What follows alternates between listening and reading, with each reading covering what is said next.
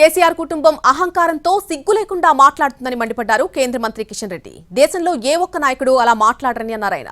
మోడీని విమర్శించే ధైర్యం విపక్షాలకు లేదని, ఏదో ఒక రకంగా ప్రధానిపై బురద చల్లే ప్రయత్నం చేస్తున్నారని విమర్శించారు.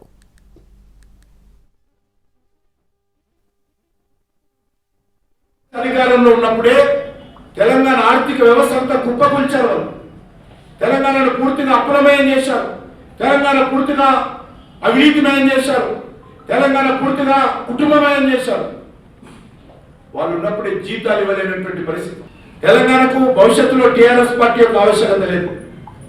ఎందుకంటే ఆ కుటుంబ పాలన, ఆ అహంకారపూరితమైన పాలన, ఆ అవినీతి పాలన పట్ల తెలంగాణ ప్రజలు విసిగి ఉన్నారు.